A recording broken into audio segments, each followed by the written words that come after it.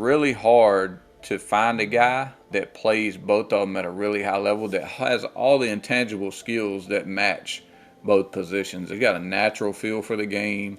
He's super explosive. He gets from zero to top speed really, really fast. He has those intangible skills. His intelligence sets him apart. All the guys I talked to in the league said and visiting with, he is really, really smart. How to Get a College Football Scholarship, a series where we evaluate active high school football players, break down their game film, let them know what level they have the best chance of earning a scholarship in, and most importantly, what they need to do to get to the next level. And joining me today is our head coach here at Next Play, Brian Overton, who has over 15 years of Division I recruiting experience. And if you'd like to see if your son meets the criteria for a professional evaluation from a Division I recruiting director, we'll leave a link in the description below where you can apply. So Brian, thanks for being here, man. Who do we got today? Who are we breaking down? Yeah, as you can see on the slide here, where I paused it on this tape, we've got a 2026 here, DB wide receiver combo, Okay. Terrell Grant. All right. I do think I think he hit his size. It's what he looks his size on the tape is my point. Some guys kind of fabricate it some. Sometimes they undershoot it, which is good. You rather undershoot than overshoot. But he does seem to be about that size, I would say, on his tape. So again, he's a two-way guy. I enjoyed watching his tape. He's got a little over 2 minutes, so on this one we're just going to let it run, and I'm going to talk through some of the stuff, as we let it go here. Are we looking But at another Travis Hunter, brother? I don't know. I don't know that I've ever seen one of those in my lifetime, so I'm not going to put that kind of pressure on him. I've only seen one of those in my personal lifetime, so it'd be awesome but you never know. You know what I mean? You never know. So, I do. What possibility. makes? I know we're gonna break down this game film, and it's the same kind of player. So I think this is really important for listeners, right? Especially when you have two-way players, right? Like what when you watched his game film, like what makes him so much different than everybody else? We're talking about Travis Hunter, correct? Yeah. Because I mean, Yeah. he looks like a good Um, player. He's not like overly big, but no, he's definitely not. he's not like a freak speed. He's fast, but he's not like freak speed. What is it? Yeah, yeah, and again, some of it is God given, but it's the natural ability. Now, when we're talking about him, I'm talking about a true two position guy. So I'll use an example of any other guy that played, let's say, two positions in high school, like Terrell's playing two positions, right? It's really hard to find a guy that plays both of them at a really high level that has all the intangible skills that match both positions, if that makes sense. But he's got a lot of really natural. He's got a natural feel for the game. He's super explosive. Like he gets from zero to top speed really, really fast. He has those intangible skills. His intelligence sets him apart. All the guys I talked to in the league said and visiting with, he is really, really smart. And you have to be. I'm talking about football IQ. Okay, we'll get. I know we're getting a little ways away from the evaluation, but since you asked, like people sometimes assume that the book smarts, you know, correlate to football smarts and vice versa, and that doesn't always happen. Okay, he's over a 4.0 student, really, really smart in college, but his football IQ they said is off the charts. So he understood each position really well, and he has some God given ability, like some body control and things he does on offense, some catches he made this year that were just unbelievable. It's just some of it is just absolute God given ability, but you just don't see many. I've never seen one like him where he just has all the innate skills between the change of direction, the explosiveness, the instincts, and just everything. I could list a number of things at both spots. You're typically going to look at a kid, and we're going to do it right now here in a second, where I'm going to say, I think he seems more comfortable at this position, and here's why, and I'll show you why. They don't come along ever in my lifetime like Travis Hunter, where he would have been the top receiver in the draft or the top corner in the draft, no matter what you were picking. So it's just it's almost hard to explain. That's how unique he is, And everybody I talked to also said, like, you can watch him on TV, you can watch his highlights, you can watch his tape. If you watch him in person, it's twice as good. Mm, And these are guys that have been evaluating the game for a long, long time. Like, he's just that more explosive than everybody out there. He's that much faster, even though he plays faster than everybody else, probably because of his intelligence and some other things like that. Um, and he's just got a really, really good feel for the game. So all those things combined just made him really, really unique. Like, it's just hard to find a player that you can't find very many flaws in at all at right. two positions. It's hard to find that at a guy at one position. They typically are going to have some flaws. I Right. mean, he was just an elite level athlete and was really comfortable playing both positions of the likes, we hadn't seen maybe ever. Right. It's wild. Okay. Well, now with that being said, we're not putting the pressure on Terrell here. I just No, think it's not at good for all. listeners to hear from like an actual Division 1 recruiting director, like the thought process behind the evaluation, especially of like two-way players and stuff. So appreciate that, Brian. Let's Yeah, jump and I into what I'm even and I even had to ask the guys in the NFL because I was curious myself. Like, you know what I mean? Because I've never seen him in person. Obviously, all you're watching is the tape and things like that. So I wanted to know myself, and it was basically the same answer over and over again, over and over again. So Mm, people throw out generational player, but they were serious about this one. Like, they were like, that's why we have never seen one like him. You know. mm. Okay. All right. God given. So Terrell here is playing both ways, very similar to Travis. And like I said, I think he measured in close to 5'10", 5'11". I would have him around there about 170 pounds. So he's got good size, as a junior or just finished his junior year. So as you can see right here, we talk about it a lot, but we gave him some information to add to his information slide, here and clean it up a little bit. We're really having the guys.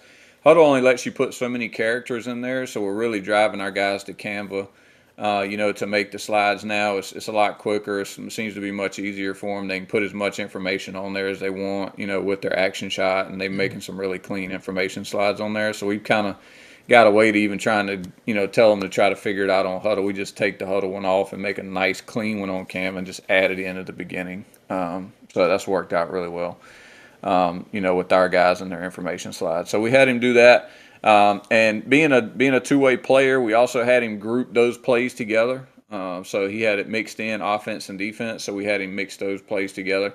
And as we go through here, we'll talk about some individually and dig a little bit deeper into him as a player here as we go. So Let's do it. again, we're just gonna let it run here.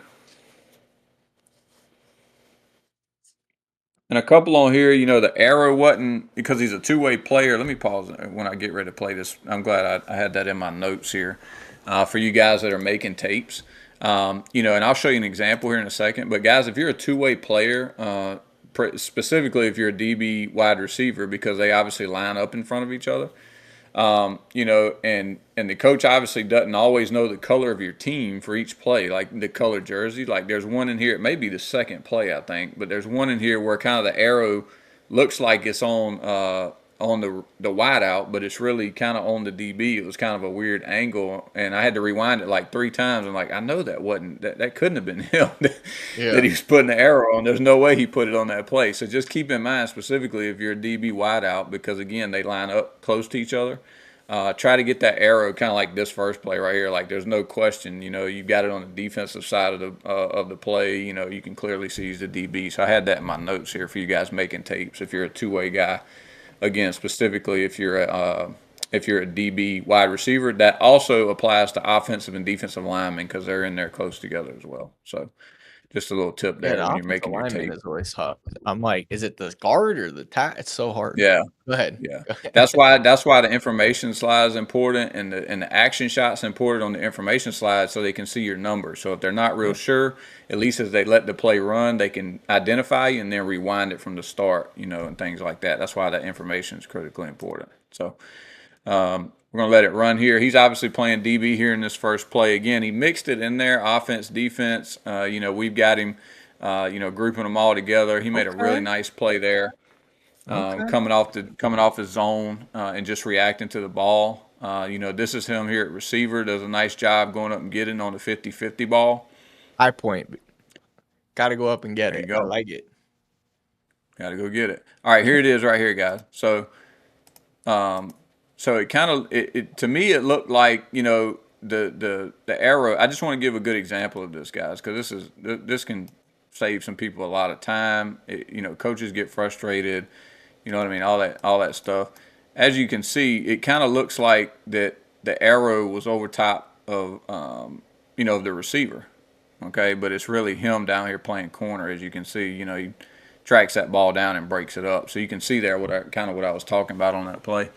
Um, but he's got some good stuff, some good plays here at corner. He gets his hands on a lot of balls, a lot of pass breakups and things like that. And on his receiver tape, he's got some big plays downfield like these right here. I do like he is a hands catcher. He does attack the ball well. On the offensive side of the ball. On defense, he stays in rhythm. In line on defense. He doesn't really get out of position a lot. Even in his back pedal, you can see him there backpedaling for probably 7-8 yards, and being able to make a play.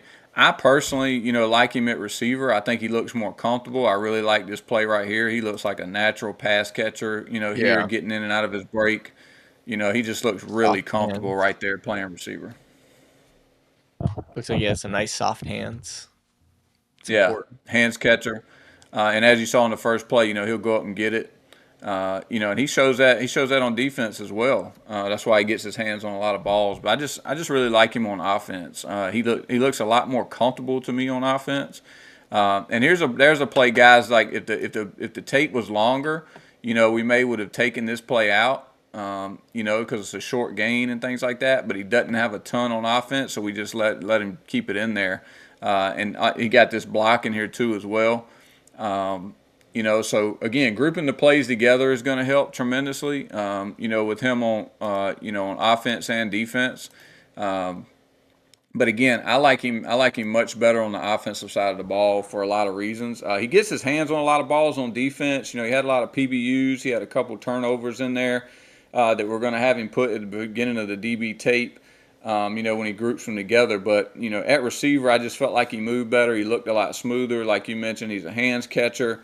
He's really raw on both sides, so I think he's got a ton of room to improve. But with his size, going for him and doing those things on offense, I personally like him. If I was evaluating him as a wideout at this point, depending on what they ask him to do next year. But he's obviously does a nice job on DB at DB on his team. But I personally like him as a wideout. Yeah. No, that's awesome. Yeah, he's got definitely some really good natural instincts as a player, as a wideout. And just so everyone knows, watching when we do a professional evaluation, we're moving plays around, we're doing quite a bit to the tape. Obviously, for Yeah. this, we're just kind of giving you a high level overview of what this looks like because every player is a little bit different. So just take that for a grain of salt. Like if we're moving one player's plays around or bunching them together, that doesn't mean that you should necessarily do that, right? It really just depends on so many different factors. So definitely just keep that in mind. And I think it's important. But Brian, so, obviously the reveal, right? And this is the question that everyone asks when they do get an evaluation from us is, okay, we watched the film, we moved the plays around, we broke it down. What level, where is he looking at right now as far as level of college play and earning a Yeah, I scholarship think he. specifically? Yeah, yeah. I think he's definitely above the Division III level. So I don't think that's going to factor in, especially as a junior. You know what I mean? I like him in the NAIA Division II range, and obviously that's very similar sometimes. In the evaluation process, and then sometimes it's not, as we both know all too well. Because we've worked with kids, that have signed NAIA offers that were really good, good schools, good programs.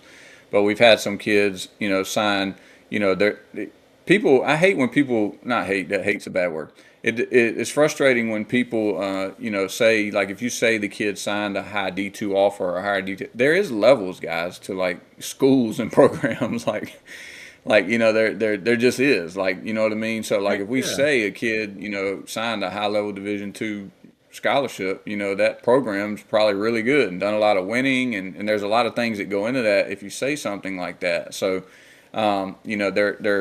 they may be similar in the way they offer money and the way they have to structure scholarships and things like that, yes. But the level of program and like the level of opportunity you get can vary. Just understand that within those type divisions. So, And but I also, do think like, he's in the realm.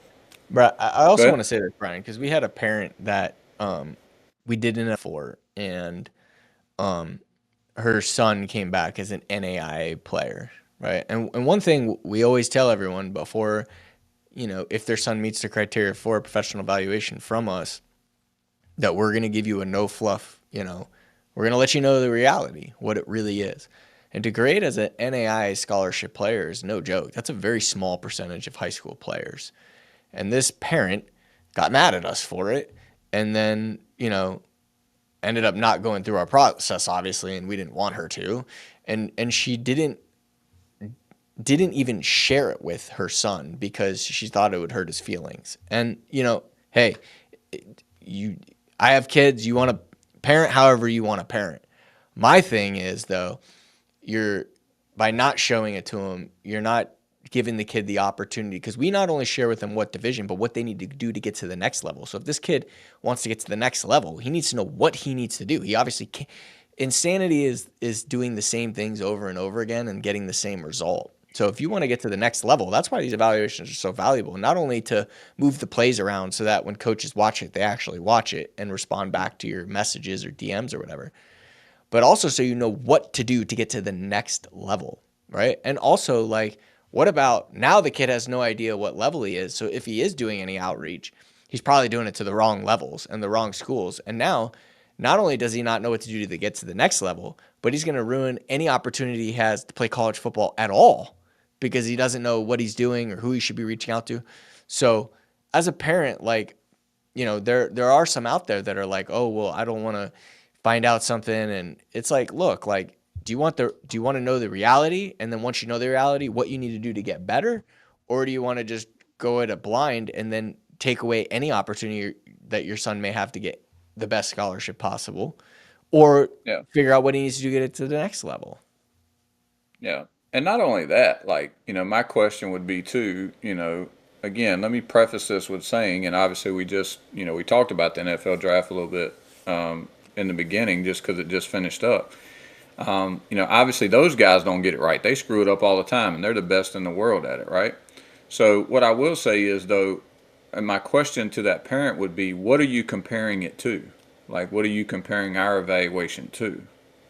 For you to think it's just that, outside of where you or where somebody thinks it would have been Probably my the curiosity. trainer or the. You know what I'm saying? So that's my point, though. Like, you know what I mean? Like, I'd always be interested in who you're comparing the evaluation to, and not because it's us, but just in general. To the point where you think it's going to hurt his feelings. If you say you think it's going to hurt his feelings, somebody has put it, in your mind that he is a much more high level player than that. And typically those that are typically, again, this is not 100% science at all, not even close. But typically those people, are the ones, and I've said this before on podcasts and other things, that are really disappointed on signing day. To your point, that because they spent a lot of time in areas, that they were never going to get a lot of traction in, and probably lost out on a bunch of opportunities. So I'm always in the boat of, like you said, tell them the truth, tell them what you feel or tell them what we feel from our experience in the business and watching a lot of tape, and then I would have them, go back and just listen to some of our former parents and athletes that have worked with us and ask them what their evaluation was and, kind of where they ended up, and how close the target area was, to where they landed. There's nothing like, real substance, so there is substance out there. We're just not pulling it out, out of the sky. The So, best one that's we no, got. The best one we got, Brian, was one parent. We had graded their son as an Division 2, NAI Division 2, and the parent reached out to us, like, I don't know, 6 months later or something like that. It was like, hey guys, see, you were wrong. My son ended up getting a Division 1 offer, And then I went and I was like, oh, that, like, first of all, that's awesome. Like, number No one, doubt. like, you're not like proving us wrong. Like, we don't, like, we're just trying to help you. Right. Um, but then I did some research and went in, and he had gotten a walk on at an FCS school, which is literally the Yeah. grade. If you're grading as a Division II scholarship player, then you're a level FCS walk on. So it was literally the Correct. exact grade. Um, Correct. and that's why, when we, depending on what the goal is of the athlete, right? If he wants to, is it all about getting a scholarship and not paying for school? Or is it all about playing at the highest level possible? Or it really just depends. Like, you might be a walk on. It might make sense for you to walk on versus not. It might make sense for JUCO, but that just depends on your goals too. So, I know this Yeah. video is going a little long, so we'll push it along. But did you have something you want to share before going to what he Yeah, needs just to do real to get quick, and from? I want to get back on Terrell and what he can Yeah. do to level up here. But to that point, we've worked with, I mean, several, not, I wouldn't say several, we worked with a handful of kids where that was the case. Like, they were like, look, we don't have to have a scholarship. We just want to play at the highest level we can play no matter what it looks like. So yes, then we did start attacking walk-ons at higher levels than they were graded, right? As a scholarship player, there's a difference, like you just said. So, Right. like if you're grading as a Division II scholarship player, yeah, there may be some Division I FCSs that'll offer you a walk-on opportunity because they're not willing to give you money to go to school there. Whereas the D2 school would have. They're spending money on you because you're a good enough player for them to do that at that level. So we have adjusted on some guys that was their goal. They just wanted to play at the highest level they could play and didn't care about, whether they got scholarship money or not. So yes, then the target schools can change a little, not a lot, but a little to that next division where if you're not worried about getting scholarship money, yes, that can happen. But yes, the grade was accurate as far as where he landed, to your Right. point. Right. Um, So Terrell, Anyway, so what does he need to do to on get to the Terrell, next so I've level? got him. I like him NAIA Division II. I think his tape's going to be even better next year. Again, I hope they really get him more involved on offense next year. But no matter whichever side of the ball he plays, we put in his evaluation.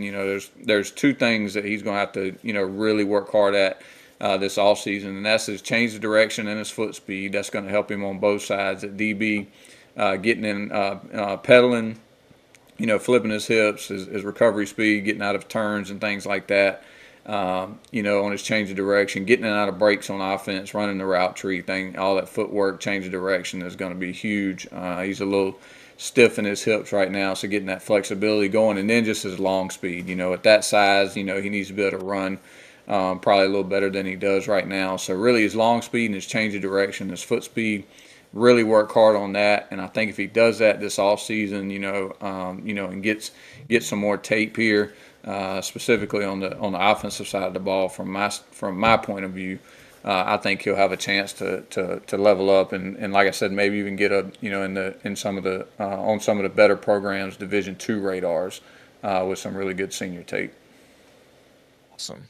Yeah, that's really good, man. And again, that's another reason why these evaluations are so important. It's not just about, you've heard some of our stories of guys that moved plays around and coaches actually watch their film and they get offers, but it's also like taking the time to know what you need to do now between now and next season to prep yourself up to be able to show what you need to show on tape, right? And to prep for it is so critical. So Brian, appreciate you being here, man. Appreciate you sharing some of the insight, and for everyone listening, hope you got value from this video. We post an evaluation every single Saturday morning at 8 a.m. Pacific, as well as a podcast every Monday at 3 p.m. Pacific, and on Wednesday, more of a training or a coaching type video at 3 p.m. Pacific as well. So if you got value from this and you'd like to continue to watch more content, consider subscribing and hit the bell notification. If not, we'll see you on the next one.